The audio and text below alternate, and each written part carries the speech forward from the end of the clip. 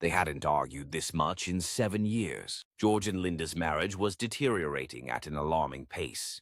What had once been love and compassion was now replaced by sheer neglect and cold-hearted abuse hurled at small hours of the night. About 8 years ago, George went to Naperville, Illinois on a business trip. Halfway to Naperville, however, George's car broke down. Rather stupidly, amongst other things, George had decided to take the off-road path, heading in the direction of the small settlement of Clinton.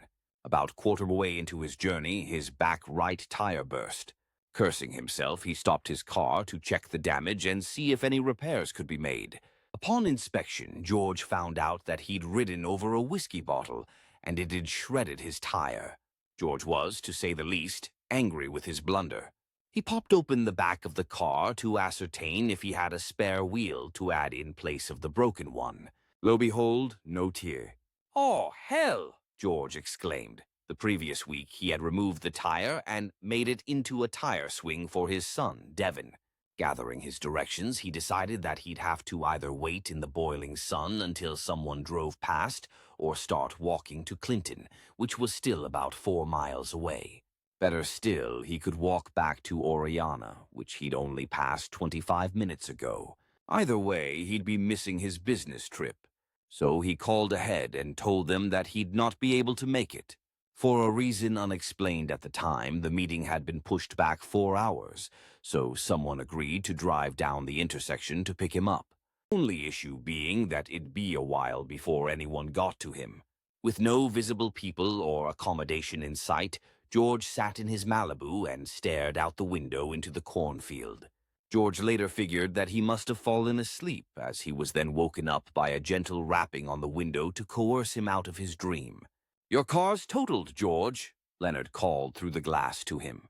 When he got out, he found that the front of his car had been scratched of paint. The indicators on the back of the car had been totally wrecked.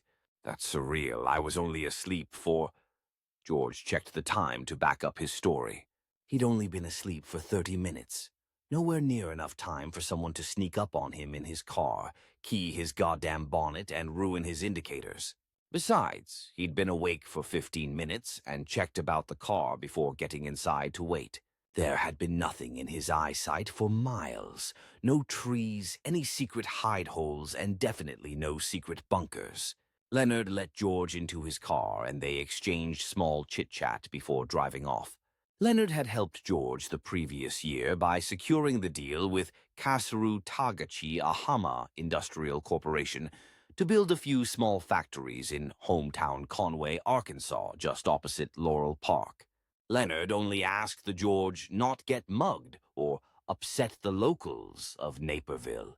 The meeting took place and a deal was struck. Feeling sporadically kind, Leonard offered to drive George back home to Conway. He agreed, and they set off. Leonard decided it'd be funny in the moonlight night to drive past George's wrecked car and show him the condition. As they passed it, they had to stop. When looking at the car, they were fairly surprised that someone or something had cannibalized his Malibu.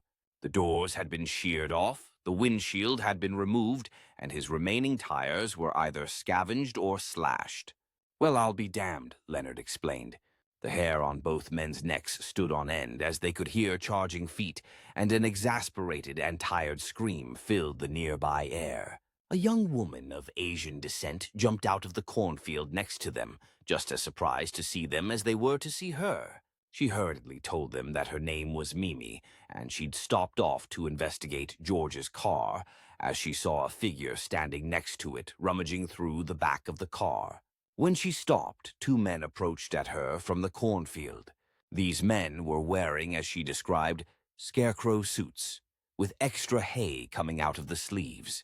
She says she was chased down the road by them, and they disappeared. She then explained to them that she heard someone crying for help inside the cornfield and went to see if she could help. Since the corn was only shoulder height for an average male, she couldn't personally see where she was.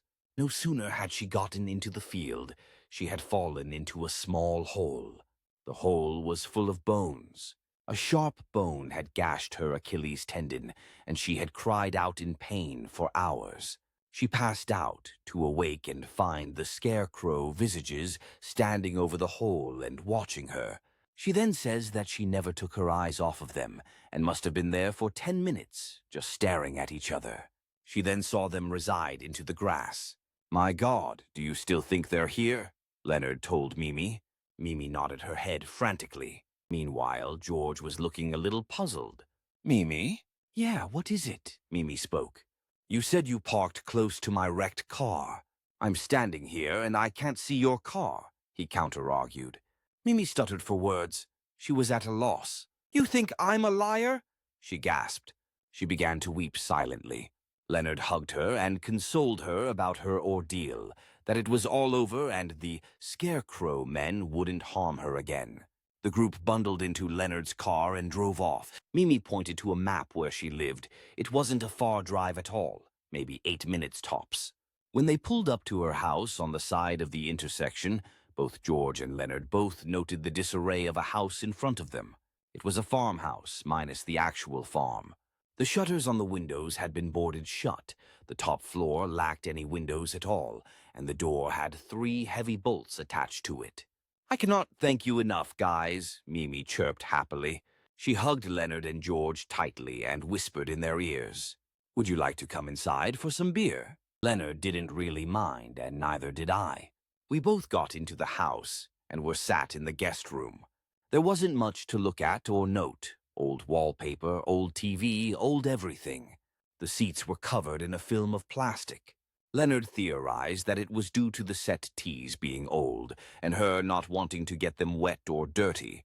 Mimi declared that she was going upstairs to get changed into something practical, and that Leonard and George could go into the kitchen and make themselves a sandwich and eat some chips if they felt like it. As she trundled up her decrepit stairs, George wandered into the kitchen. Leonard soon followed and stared at a selection of what looked like family photos. "Hey, George, look at these photos," Leonard whispered to George. He pointed out that as time went on, year by year, one person had been removed from the photos.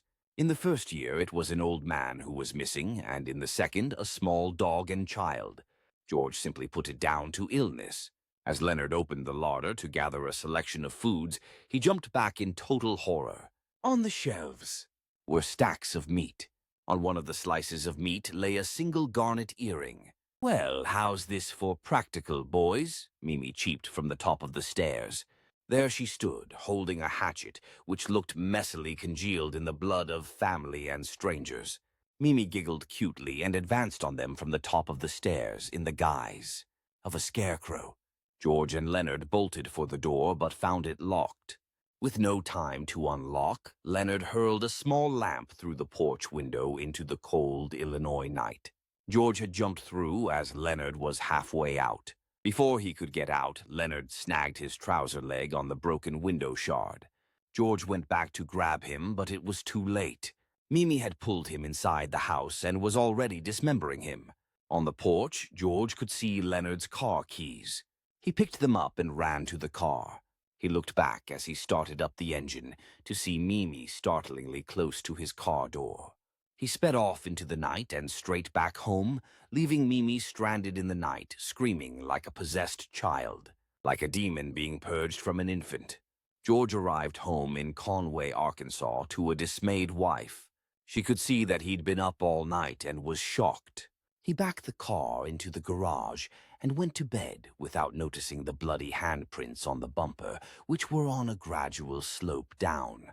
He never spoke of those fateful events in Illinois to anyone for 7 years, until he became addicted to alcohol to forget all of his nightmares he was having. In a drunken rage, he confronted his wife and told her the whole story after beating the shit out of her.